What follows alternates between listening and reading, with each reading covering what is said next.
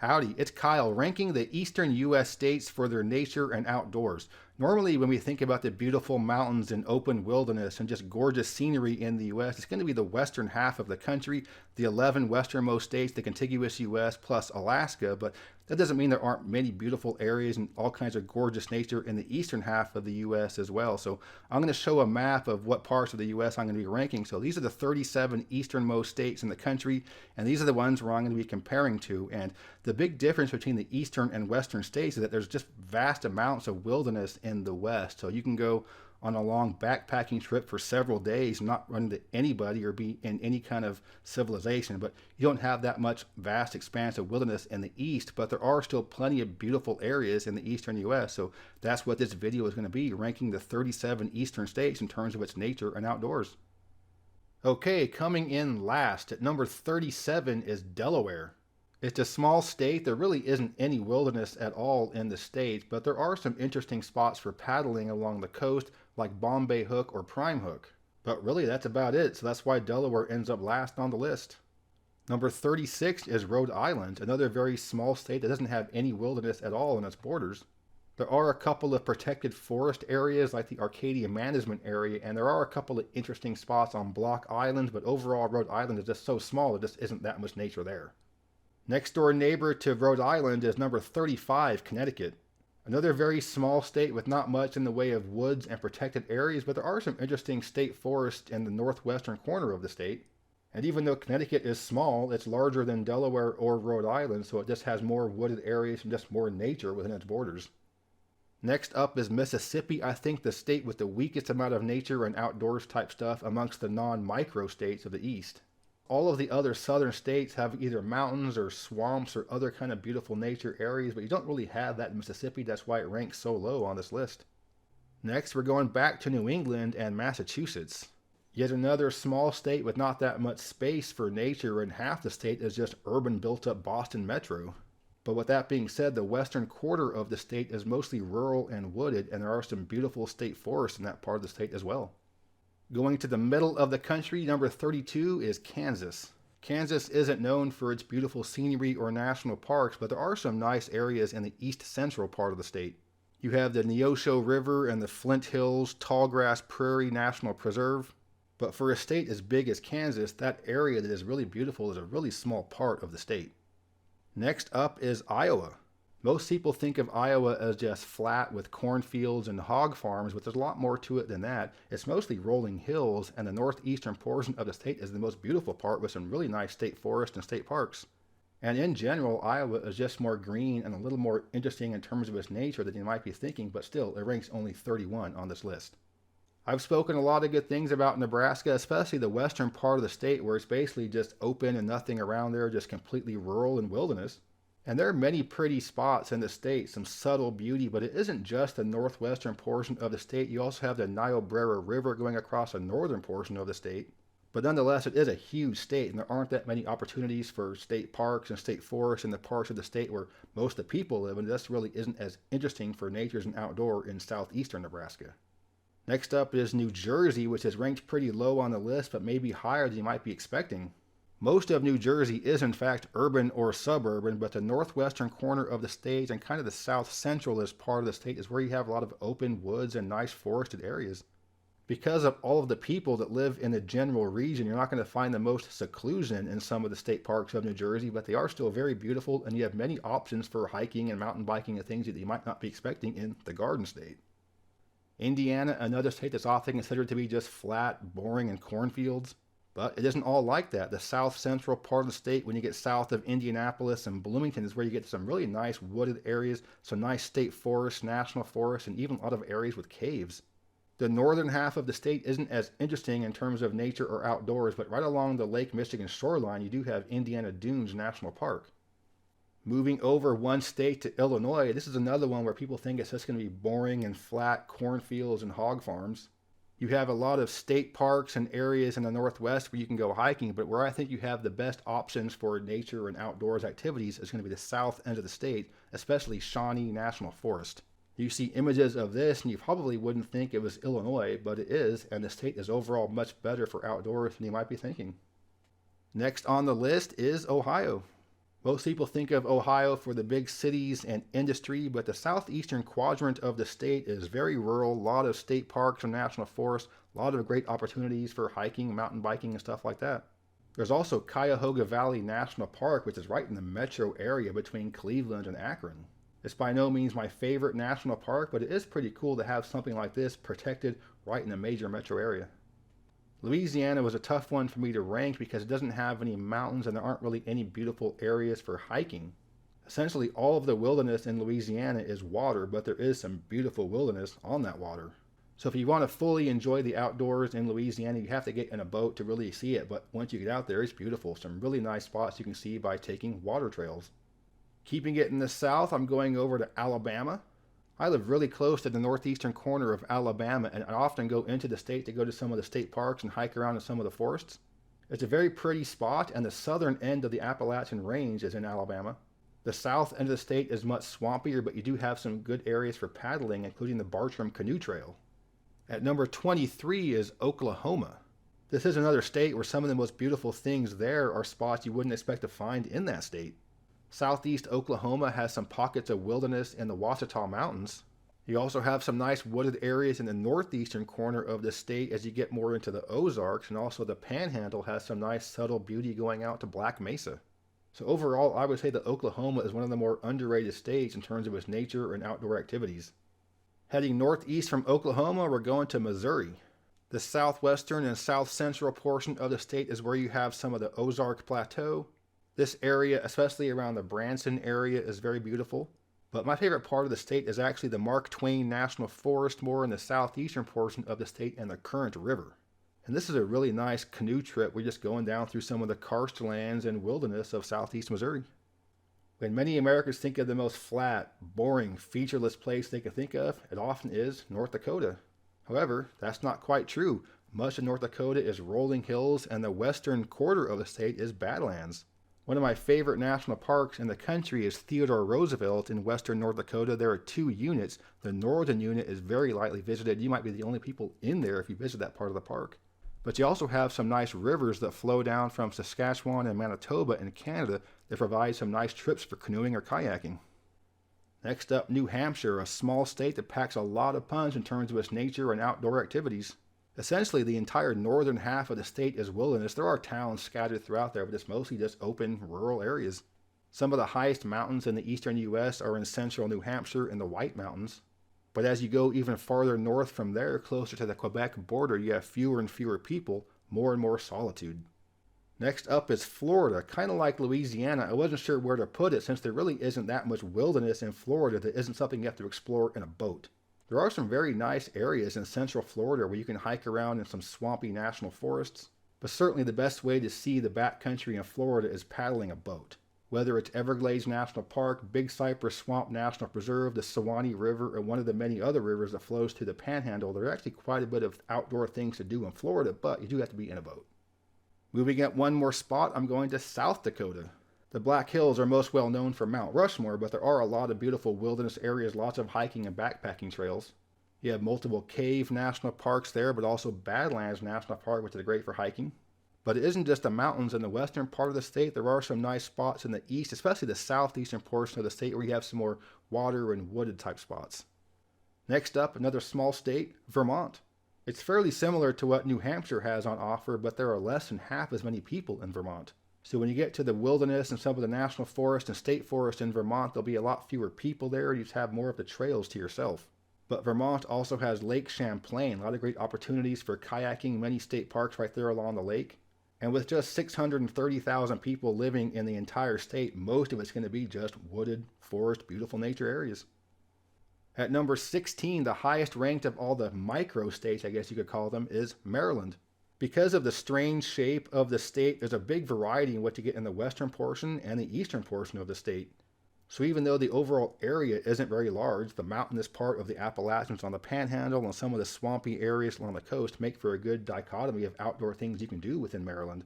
So you have hiking and backpacking in the mountains, paddling in the national wildlife refuges in the swamp, just an overall great package for a small state. Number 15 is Wisconsin. When you get to the northern end of the Midwest, you're into what's referred to as the Northwoods. You have the American Legion National Forest, Chequamegon State Forest. There's some really nice areas in that northern part of the state near Lake Superior. And that same nice spot for hiking in northwestern Illinois and northeastern Iowa goes up against southwestern Wisconsin as well. It's called the Driftless area. And of course, you have all the lakeside parks on the Lake Michigan shoreline in eastern Wisconsin. So that's quite a bit of variety and outdoor activity opportunities in Wisconsin. Heading over to the dirty, dingy Rust Belt, let's go to Pennsylvania. Kind of like Ohio, most people think of Pennsylvania for its big cities and industry, but there's a lot of open woods, especially in north central Pennsylvania. This part of the state is referred to as the PA Wilds, large tracts of state forests and state parks of just open wilderness. There are many opportunities for hiking and mountain biking and rock climbing, a lot of great spots where you can just be camping out in the woods and be nowhere near anybody. It's just about the largest tract of contiguous wilderness in the eastern U.S. outside of Everglades National Park and one spot we're going to mention later on. But yeah, Pennsylvania, much more open, much more nature and outdoors oriented than many people think. Heading down to a state that I know very well, South Carolina. Similar to most of the other states you're going to see ranked this high, you have a wide range of things you can do in the outdoors. The northwestern portion of the state is the upstate. That's where you have the Appalachians, many state parks and national forests up there. But you also have a beautiful coastal areas and spots where you can paddle to some of the barrier islands. But my favorite outdoor spot in the state is Congaree National Park, right in the middle. This is the most easily accessible swamp type spot in the U.S. So if you really want to get back and to see what a swamp is like, do check out Congaree National Park. It's a beautiful area, and South Carolina as a whole is much more beautiful than a lot of people give it credit for. Moving up one more spot, we're going to Minnesota. In northern or northeastern Minnesota, you have vast expanses of wilderness. I really like the Bounty Waters canoe area, but you also have Voyageurs National Park and many national forests there as well. And this is similar to the Northwoods area in Wisconsin, but it's just a lot more here and it's just much more dense. And if you're a paddler, Minnesota might be just about the best state in the country for you. There's no shortage of water in the state. But it isn't just the water. You have some nice mountains as well. Superior National Forest, the Iron Mountains. And then you have Minnesota's portion of the Driftless area in the southeastern corner of the state. At number 11 is Arkansas. The nickname of the state is the Natural State, and that's a very fitting name. Most of the northwestern quadrant of the state is either the Ouachita Mountains, the Boston Mountains, or the Ozark Plateau. Lots of state parks, a lot of beautiful areas here, Mount Magazine, Petit Jean State Park. But it's also about the water in Arkansas, as the Buffalo River is known as one of the best rivers in the country for a paddle trip. There are flatter spots for canoers, there are whitewater spots for kayakers. And in the southeastern portion of the state, closer to the Mississippi River, you have some nice slow paddling on the White River. But also the rock climbing and the caving in Arkansas is world class as well, so no shortage of great things to do outdoors in the natural state. Heading into the top 10, we're going to Michigan. And many of the things I said about Minnesota are true with Michigan, with the big difference being there's not as many opportunities for paddling, but there are more mountains and more wilderness type areas in the UP of the state. But with so much shoreline along various Great Lakes, you have a lot of different type scenery in those parts as well. You have the big dunes on the west coast of the Lower Peninsula, and you have some of the more secluded beach spots on the eastern shore of the Lower Peninsula where it's just not as fun for going out in the water, but it's great for fewer crowds. Next up is where I live, Tennessee. The eastern third of the state is just all green, wooded, beautiful nature. In the 1 hour radius from Chattanooga, just staying within Tennessee, there are so many state parks and the beautiful areas where I can go to. I know I'm not going to see anybody on trail. And as you go east and northeast from there, you have even fewer and fewer people, except for Great Smoky Mountains National Park itself.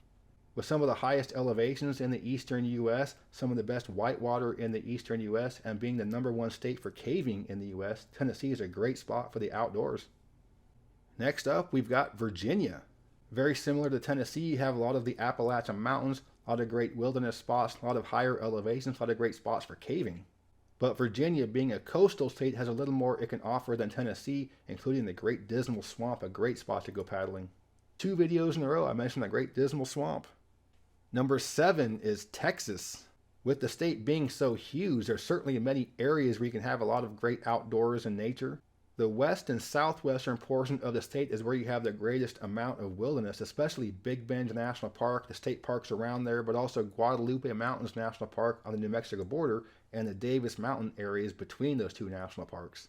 But because Texas is also along the coast, very similar to the other coastal states, there are many nice spots for wetlands, really good swampy areas, some nice state parks for paddling and hiking. So Texas, a huge state where you would expect to see a lot of great outdoors areas, and there are. At number 6 is Kentucky. Like many other states, a combination of mountains and water give you many opportunities for lots of outdoor activities. The eastern third of the state is almost entirely mountains, some great wilderness spots, some nice whitewater, some great caving. The western portion of the state is very wet, a lot of great spots where you can go paddling, especially land between the lakes. There are also some nice river trips in the middle of the state that flow through some of the limestone karst lands where you have many caves. At number 5, the highest rated non-coastal state, West Virginia. Essentially all of the nature in West Virginia is beautiful, and there are certainly plenty of opportunities to get back into that nature. The most well-known spot is New River Gorge National Park, and you've probably seen photos of that beautiful bridge many times. But there's much more to that park than just that bridge. There's many hiking trails and other parks, but you don't have to be in the national park to be back in some really nice wilderness and wooded spots in the state. The eastern half of the state is where you're going to see the most beautiful scenery and have the highest levels of wilderness. But West Virginia is also well known for being one of the best states in the country for whitewater. So whether it be hiking, mountain biking, rock climbing, caving, or whitewater, West Virginia is near the top. All right, getting near the top, we're at number 4, it's Georgia. Another state with a wide variety of outdoor opportunities and different types of nature you can visit. The northern third of the state is the Appalachian Mountains. A lot of great spots around here. I love Cloudland Canyon. It's just south of Chattanooga. In the middle of the state, there are a lot of nice state parks and other beautiful forested areas. But it's not just the mountains and the Piedmont, it's also the Okefenokee Swamp and the Barrier Islands. The Okefenokee is a huge wilderness area, and you can paddle for several days and be around nobody.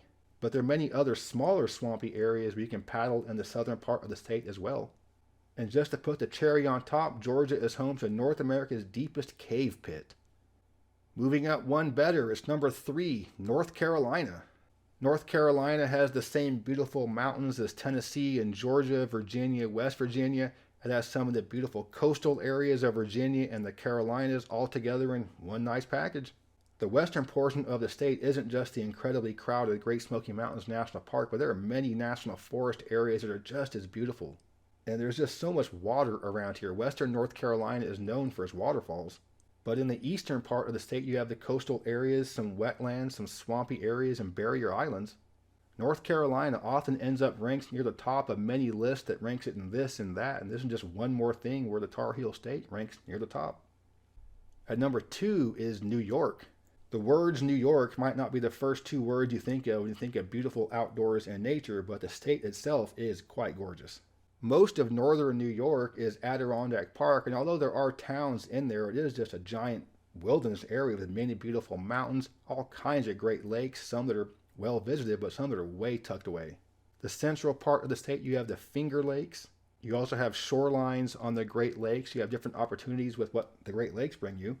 You have canyons and gulfs in the northwestern portion of the state. So New York, great state for the outdoors, but not number 1. But you know what number 1 is? It's Maine. With the northern third of the state being almost entirely wilderness, you got Baxter State Park, the Allagash Wilderness Waterway, just some of the areas near the Canadian border. This is where the Appalachian Trail starts, Mount Katahdin, some of the higher elevations in the eastern U.S. But Maine is also a paddler's paradise, one of the best known spots in the country for canoeing and kayaking. There's Katahdin Wood and Waters National Monument, and just many of the areas in Maine that are beautiful are protected. And I think Maine is the only state in the eastern U.S. whose mountains and wilderness can compete with some of the western states. But it isn't just the mountains and the woods, it's also the beautiful coastal areas. Kind of like Great Smoky Mountains, Acadia National Park is crazy busy, but you can get to some beautiful areas that aren't inside the park itself. So if you're an outdoor enthusiast, you always want to be in nature, be in wilderness, talking to the animals, but you don't want to be in the western U.S. and you can handle the cold, well, Maine is your place. So that's my ranking of the eastern states for their nature and outdoors, and I'll cover the western states in a different video with their more vast wilderness, and I'm not sure what to do with Hawaii, but if you enjoyed this video, please give me a thumbs up to let me know you approve, and subscribe to this channel if you're interested in learning more about geography from a nerd. But yeah, thanks for watching. Geography King signing out. I'd like to give a special thanks to my superior patrons for their support, and welcome Paul K to the family. If you're interested in supporting the channel, you can check out my Patreon page. The link is in the description. As always, thank you very much.